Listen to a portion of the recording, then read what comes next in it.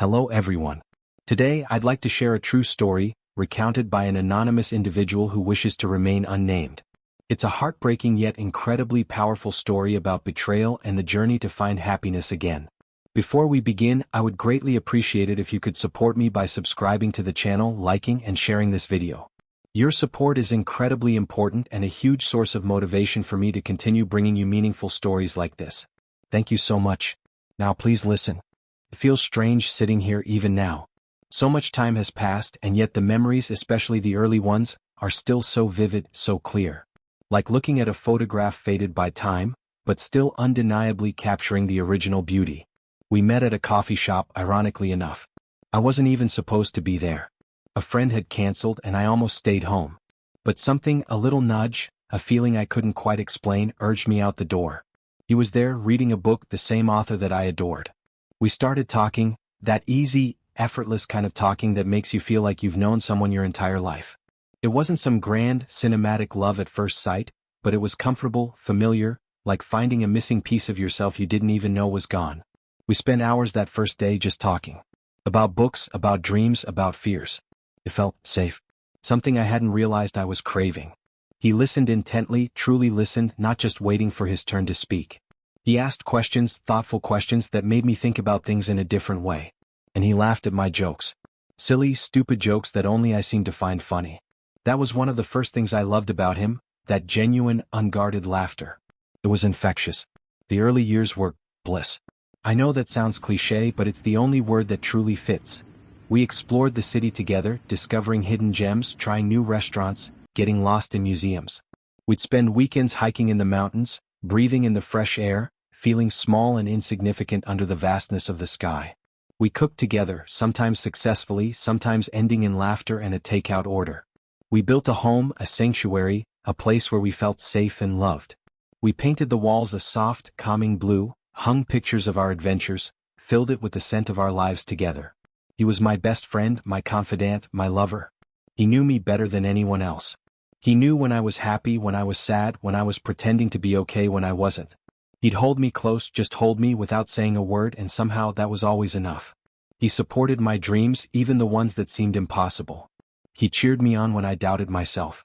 He was my rock, my anchor, my constant in a world that often felt chaotic and uncertain. We were a team, a partnership, a force to be reckoned with. Or so I thought. We talked about everything, or so it seemed. We discussed our hopes for the future, our fears about growing old, our desires to start a family. We built a life together, brick by brick, filled with love, laughter, and shared experiences. Our families adored him. My friends envied our relationship.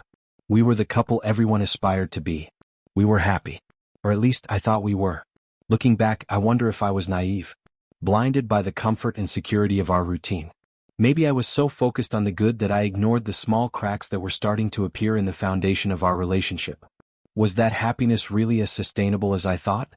Perhaps I was too complacent, too willing to believe that everything would always be perfect.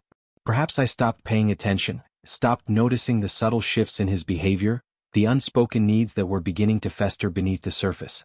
Maybe I just didn't want to see them.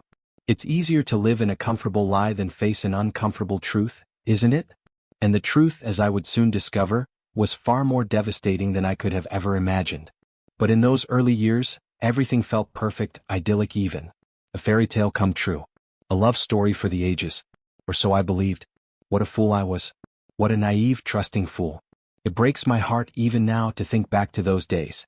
Because knowing what was to come, knowing the pain and devastation that awaited me, makes those beautiful memories bittersweet, tainted with the knowledge that it couldn't last. That nothing ever truly does. Have you ever looked back at a period in your life and wondered how you could have been so blind? So oblivious to the signs that were right in front of you? It started subtly, almost imperceptibly. Like a low hum in the background, a persistent little noise that you initially dismiss as nothing, but eventually starts to grate on your nerves. He started staying late at work more often. He'd always worked hard, but this felt different. The explanations became vague, the excuses flimsy. Just a big project, he'd say without elaborating. I'd ask about it, trying to show interest, but he'd brush me off, saying I wouldn't understand. That hurt. We used to share everything, even the mundane details of our day. Now it felt like there was a wall between us, a barrier I couldn't break through. The conversation started to feel forced. Less spontaneous, more like a checklist of things we needed to discuss. We'd sit at the dinner table across from each other, but it felt like we were miles apart. He'd be scrolling through his phone, barely listening to what I was saying. I'd try to engage him to spark a conversation, but his responses were short, distracted. He seemed preoccupied, his mind elsewhere. He became more distant, emotionally and physically. The hugs became shorter, the kisses less frequent. We used to cuddle on the couch, watching movies, talking for hours. Now he'd retreat to his side of the bed, lost in his own world. He'd fall asleep quickly, his back turned to me. I'd lie awake, staring at the ceiling, wondering what I had done wrong. Wondering what was going on. I tried to talk to him about it, to express my concerns. But he'd deny it, dismiss it as my imagination. "You're just being paranoid," he'd say. "Everything's fine." But it wasn't fine. I could feel it in my gut, a nagging unease that wouldn't go away. I started to question myself, to wonder if I was overreacting. Maybe I was being too sensitive, too needy. Maybe I was imagining things. But the feeling persisted, growing stronger with each passing day. He became more irritable, more easily annoyed. Small things that never used to bother him suddenly became major issues. He'd snap at me for leaving the dishes in the sink, for talking too loudly on the phone, for asking too many questions. I felt like I was walking on eggshells, afraid to say or do anything that might upset him. His appearance changed too. He started dressing differently, wearing clothes he never used to wear. He started going to the gym more often, paying more attention to his appearance. He'd always been attractive, but now it felt like he was trying too hard. Like he was trying to impress someone. I tried to ignore the signs, to convince myself that everything was okay. I told myself that he was just stressed at work, that he was going through a phase, that things would eventually go back to normal. I desperately wanted to believe that. I didn't want to face the possibility that something was seriously wrong. I clung to the hope that our love was strong enough to overcome anything. But deep down I knew something was changing. Something was shifting. The comfortable, familiar love we had shared was slowly eroding, being replaced by a cold, unsettling distance. And I was terrified. Terrified of what it meant, terrified of what was to come. Terrified of losing the man I loved. Have you ever felt that slow creep of dread, that sense that something precious is slipping through your fingers and you're powerless to stop it? It's a uniquely agonizing feeling. And it was just the beginning. The quiet before the storm. The subtle signs became harder to ignore, morphing into a persistent, gnawing suspicion that burrowed its way into my mind. It was like a weed, slowly but surely taking root, choking the life out of everything around it. I started noticing little things, inconsistencies in his stories, details that didn't quite add up. He'd say he was at a meeting, but his car wouldn't be in the parking lot. He'd say he was working late, but his colleagues told me he'd left early. His phone became his constant companion. He'd clutch it tightly even when he was sleeping. He'd never leave it unattended, always taking it with him even to the bathroom. He'd change his password, something he'd never done before. When I asked him about it, he'd say it was for security reasons, but his eyes darted away, avoiding my gaze. I started to feel like a detective, piecing together clues, trying to uncover the truth. I'd scroll through his phone when he was in the shower, searching for any evidence that would confirm my suspicions. I hated myself for doing it, for invading his privacy, but I couldn't stop myself. I needed to know. I needed to know if I was right, if my fears were justified. I found a few suspicious texts, nothing concrete but enough to fuel my anxiety. Late-night messages from an unknown number, filled with emojis and suggestive language. He'd quickly delete them, but I'd catch a glimpse of them out of the corner of my eye. He'd claim they were spam or a wrong number, but I didn't believe him. I started checking his emails, a further descent into my own paranoia. I justified it to myself by saying I was just trying to protect myself, to protect our marriage. But deep down I knew I was crossing a line. I was becoming someone I didn't recognize. I found an email from a woman, a colleague from work. It was innocent enough, just a friendly message about a project they were working on. But something about it felt off. The tone was too familiar, too friendly. And the way he responded, the flirty little jokes, the suggestive undertones, made my stomach churn. I confronted him about it, trying to remain calm, but my voice trembled with anger and hurt. He denied it, of course. He said I was being ridiculous, that I was reading too much into things. He accused me of being jealous, of being insecure. He tried to make me feel like I was the one who was wrong. But I couldn't shake the feeling that he was lying. I could see it in his eyes, the way he avoided my gaze, the way his voice wavered. I knew deep down that something was going on. I just didn't want to believe it. I didn't want to face the reality that the man I loved, the man I had built my life with, was capable of betraying me. The internal conflict was agonizing. I wanted to believe him, to trust him, to give him the benefit of the doubt. But the evidence was mounting, the signs were becoming impossible to ignore. I was torn between wanting to know the truth and fearing what I might discover. It's a horrible paradox, isn't it? The desire for clarity battling against the terror of confirmation. I just wanted it to stop. The lies, the secrets, the constant anxiety. But I knew deep down that it wouldn't stop until I confronted the truth, no matter how painful it might be. Has suspicion ever consumed you so completely that it changed who you were, twisting you into someone unrecognizable? It's a dark place to be. The suspicion had become unbearable, a relentless tormentor that haunted my every waking moment. I couldn't eat, I couldn't sleep, I couldn't focus on anything. I was consumed by the need to know the truth, no matter how painful it might be. So I became obsessed, a woman driven by desperation and a broken heart. I started checking his phone records, poring over the call logs and text messages, searching for any pattern, any clue that would confirm my suspicions. I saw the same number appearing frequently, the one from the late-night texts. I looked it up online, but it was unlisted. I felt a surge of anger and frustration.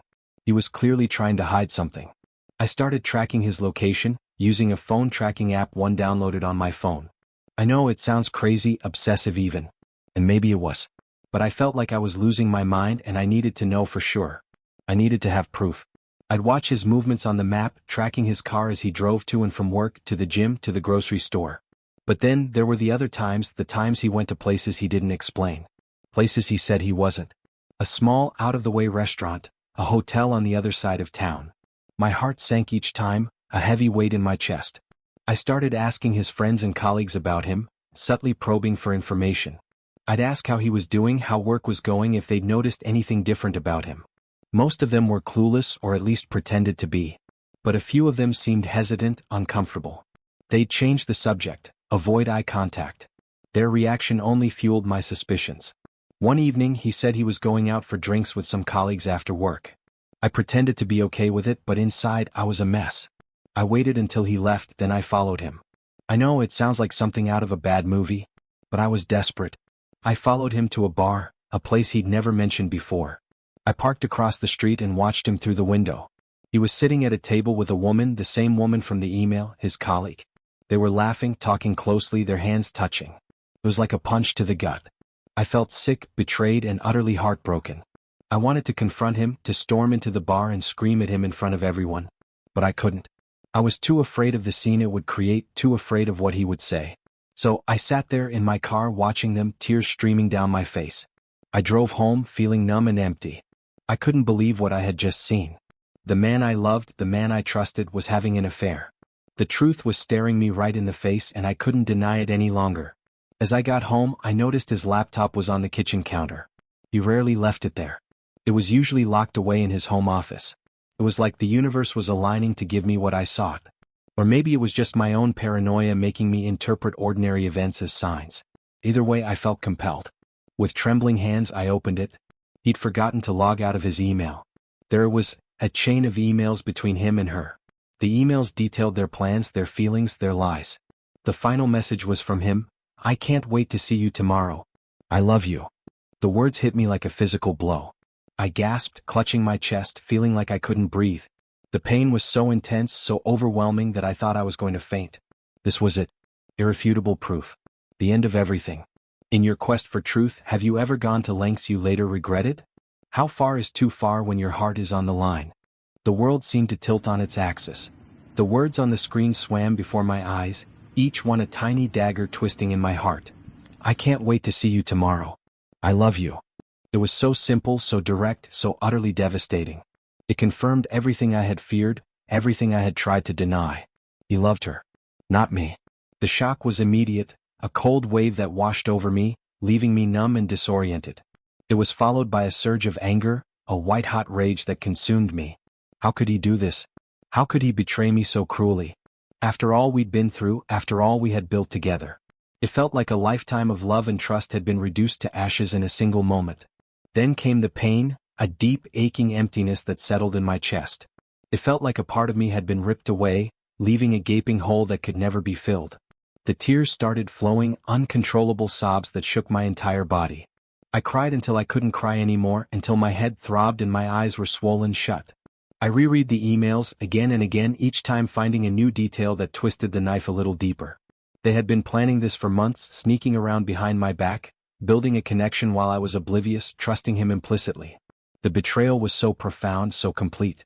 I looked around our home, the home we had built together, filled with memories of love and laughter.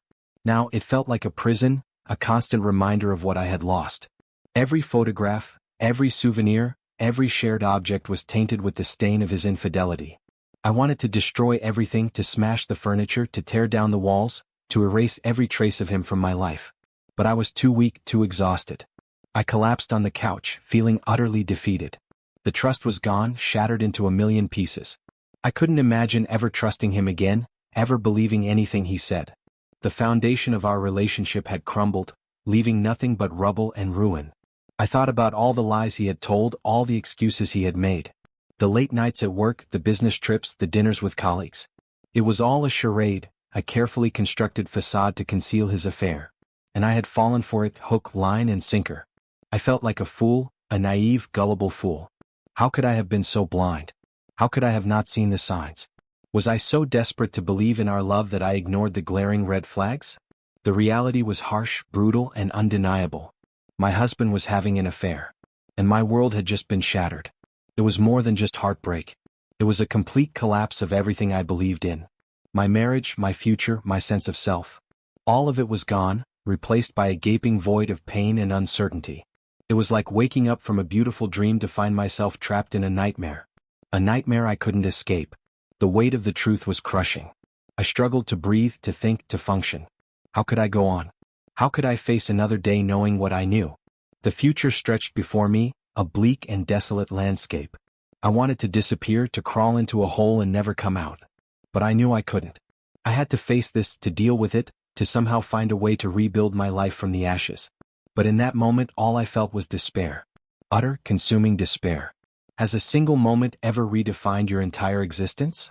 A moment where everything you thought you knew was ripped away, leaving you adrift in a sea of uncertainty? The sound of the key turning in the lock was like a thunderclap in the silent house. My heart pounded in my chest, a frantic drumbeat against the backdrop of my despair. I braced myself, trying to compose myself, but my hands trembled uncontrollably. He walked in, looking tired but seemingly oblivious. He smiled, a casual, unguarded smile that made my stomach churn. "Hey," he said, "how was your day?" The question felt like a mockery, a cruel joke. How could he ask me that, knowing what he had done? Knowing the pain he had inflicted? I wanted to scream, to lash out, to tear him apart with my words. But I forced myself to remain calm. "We need to talk," I said, my voice barely above a whisper. He frowned, sensing the shift in the atmosphere. "What's wrong?" I didn't answer. I simply turned the laptop around, pointing to the email on the screen. His face paled, his eyes widening in disbelief. He knew he was caught. He stammered, trying to deny it, to explain it away. "It's not what you think," he said, his voice trembling. "It's just a misunderstanding." But I wasn't buying it. I had seen the emails, I had followed him, I had witnessed his betrayal firsthand. There was no denying the truth. "Don't lie to me," I said, my voice rising. "I know everything." He sighed, his shoulders slumping in defeat. He knew he couldn't deny it any longer. "Okay," he said, "okay, it's true." The confession was like a punch to the gut, even though I already knew the answer. Hearing him admit it, hearing the words spoken aloud, made it all the more real, all the more devastating. "How could you?" I asked, my voice choked with emotion. "How could you do this to me? To us?" He didn't answer. He just stood there, staring at the floor, his face etched with guilt and shame. "Who is she?" I demanded. "How long has this been going on?" He hesitated, then reluctantly revealed the truth. He told me about his colleague, about how they had connected at work, about how their friendship had slowly evolved into something more. He told me it had been going on for 6 months. 6 months of lies, of deceit, of betrayal. I felt a surge of anger, a burning rage that threatened to consume me. 6 months? I screamed. 6 months you've been lying to my face, pretending to love me while you were sleeping with her? He tried to defend himself, to explain his actions. He said he didn't mean to hurt me, that it just happened, that he couldn't control his feelings. He said he still loved me, that he didn't want to lose me. But his words were empty, hollow. They meant nothing. The damage was done. The trust was broken. There was no going back. Why? I asked, my voice trembling. Why did you do it? What did she give you that I didn't? He struggled to answer, searching for the right words. He said he felt neglected, that I was always busy with work, that he felt like I wasn't paying enough attention to him. He said she made him feel wanted, appreciated, alive. His words stung, but they also resonated with a painful truth. I had been neglecting him, focusing on my own career, taking him for granted. But did that justify his betrayal? Did that give him the right to destroy our marriage? I didn't know. I didn't know what to think, what to feel. I was a whirlwind of emotions: anger, pain, sadness, confusion. What do you want to do? I asked, my voice barely audible. He looked at me, his eyes filled with tears. I don't know, he said. I don't want to lose you. I want to fix this. I want to make things right. But I didn't know if that was possible. I didn't know if I could ever forgive him, ever trust him again. The wound was too deep, the betrayal too profound. The confession hung in the air, heavy and suffocating. The turning point had arrived. The path forward was uncertain, filled with pain and doubt. I looked at him, the man I had loved, the man I had shared my life with, and I didn't know who he was anymore. Was he someone I could forgive? Or was this the end? Have you ever had to confront someone you loved with a devastating truth, knowing it would shatter everything between you? What did you say? How did they react? The days that followed were a blur of tears, sleepless nights, and overwhelming grief. It felt like I was living in a fog, disconnected from reality. The simplest tasks, like getting out of bed or making a cup of coffee, felt monumental. The weight of my heartbreak was crushing, suffocating. I lost my appetite. Food tasted like ash in my mouth. I couldn't sleep. Nightmares plagued my dreams, replaying the scene of his betrayal over and over again. I'd wake up in a cold sweat, my heart pounding, gasping for air. The house felt empty, haunted by memories of our life together. Every corner, every object reminded me of him, of our love, of our shattered dreams.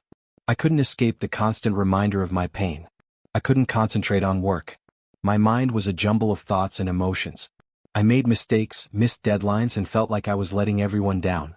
I eventually took a leave of absence, unable to function in that environment.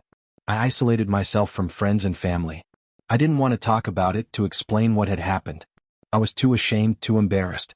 I felt like a failure, like I had somehow failed at marriage, at love, at life. The sorrow was all-consuming. It felt like a black hole inside me, sucking away all the joy, all the hope, all the light. I cried constantly, tears streaming down my face at random moments, triggered by a song, a smell, a memory. I replayed the events of the past few months in my mind, searching for clues, for signs I had missed. I blamed myself for not seeing it, for not preventing it. I wondered what I could have done differently, what I could have said to save our marriage. The loneliness was unbearable. I felt like I was the only person in the world who had ever experienced this kind of pain. I was alone in my grief, adrift in a sea of despair. I started questioning everything I had ever believed in. Was love real? Was marriage just a fairy tale? Was happiness even possible? My faith in everything had been shaken to its core. I felt like I had lost not just my husband but also my best friend, my confidant, my soulmate. The person I had shared everything with was now a stranger, someone I couldn't trust, someone who had betrayed me in the worst possible way. The future stretched before me, a bleak and desolate landscape. I couldn't imagine ever being happy again, ever trusting anyone again, ever loving again. I felt broken, shattered into a million pieces. I didn't know how to put myself back together. I didn't know if I even wanted to. The heartbreak was physical. My chest ached, my head throbbed, my stomach churned. I felt sick, weak, and exhausted. I started having panic attacks, triggered by the slightest stress or anxiety. My heart would race, my breath would shorten, and I'd feel like I was going to die. I sought therapy, desperate for help. My therapist listened patiently as I poured out my pain, my anger, my sorrow. She offered me tools to cope with my emotions, to process my grief, to rebuild my life. But the healing process was slow, painful, and arduous. There were good days and bad days, moments of hope and moments of despair. But slowly, gradually, I started to see a glimmer of light at the end of the tunnel. I started to realize that I was stronger than I thought, that I could survive this, that I could rebuild my life, that I could find happiness again. But it was a long journey, a journey filled with pain and tears. A journey that changed me forever. Have you ever felt the all-consuming nature of heartbreak, the way it permeates every aspect of your being? How did you cope? What helped you survive? The question of what to do next loomed large, a heavy weight pressing down on me. Divorce? Separation? Attempt to reconcile? Each option felt equally daunting, equally painful. There was no easy answer, no right or wrong decision. He wanted to try to make things work. He begged me for forgiveness, promising to do whatever it took to earn back my trust. He suggested couples therapy, individual therapy, anything to salvage our marriage. Part of me wanted to believe him, to give him another chance. We had shared so much, built so much together. The thought of throwing it all away was terrifying. But another part of me was filled with doubt, with anger, with resentment. Could I ever truly forgive him? Could I ever trust him again? Would I always be looking over my shoulder, wondering if he was being honest? I talked to my therapist, seeking her guidance. She reminded me that the decision was mine, that there was no pressure to stay or to leave. She encouraged me to listen to my heart, to do what was best for me, regardless of what anyone else thought. I talked to my friends and family, seeking their support. They offered me their opinions, their advice, their love. But ultimately, the decision was still mine. I spent hours, days, weeks agonizing over it. I made lists of pros and cons, weighing the potential benefits and risks of each option. I imagined different scenarios, trying to picture what my life would look like with him and without him. The uncertainty was paralyzing. I felt trapped, stuck between two impossible choices. I didn't know what to do. I decided to separate, to take some time apart to clear my head and figure out what I wanted. He moved out of the house, leaving me alone with my thoughts and my grief. The separation was difficult, but it gave me the space I needed to process my emotions and make a decision. I spent time reflecting on our relationship, on what had gone wrong, on what I wanted for my future. I realized that while I still loved him, I couldn't forgive him. The betrayal was too deep, the trust too broken. I couldn't spend the rest of my life wondering if he was being honest, if he was being faithful. I decided to file for divorce. It was the hardest decision I had ever made, but I knew it was the right one.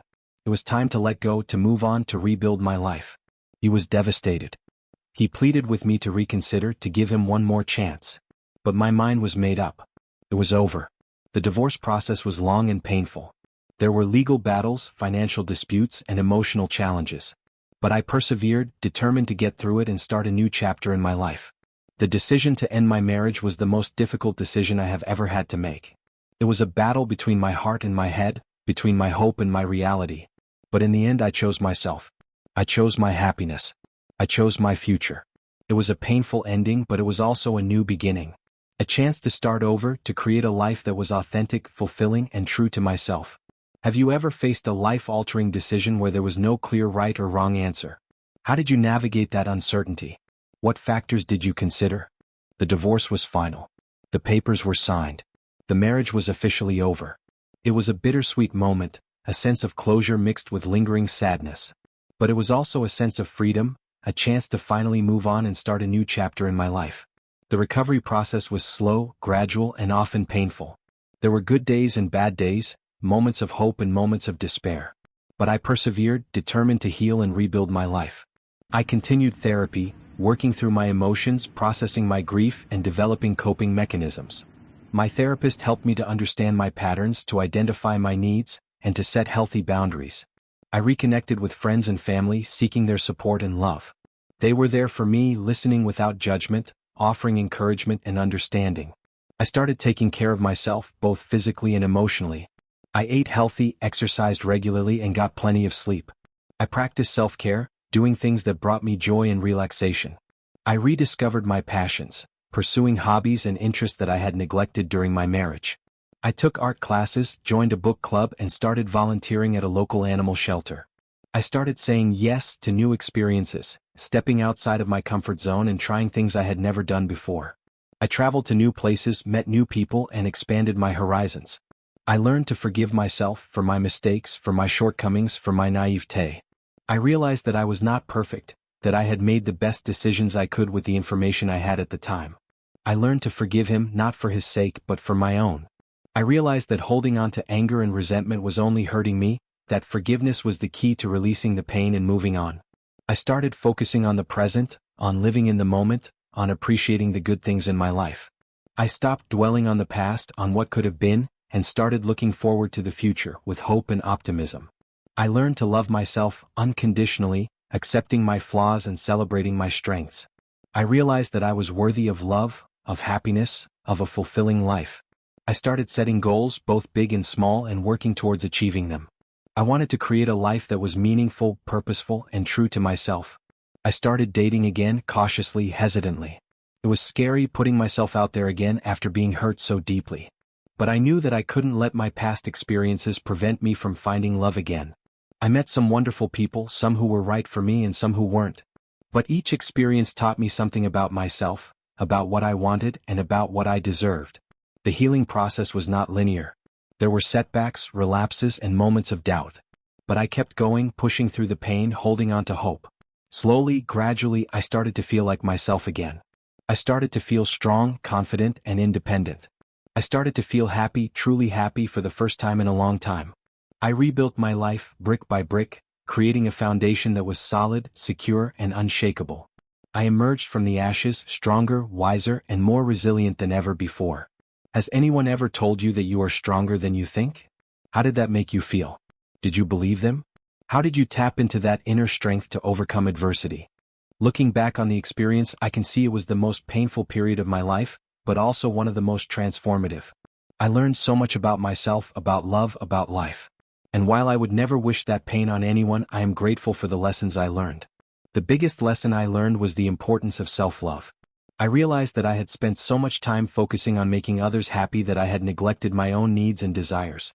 I learned that I needed to love myself first, to prioritize my own well-being, before I could truly love anyone else.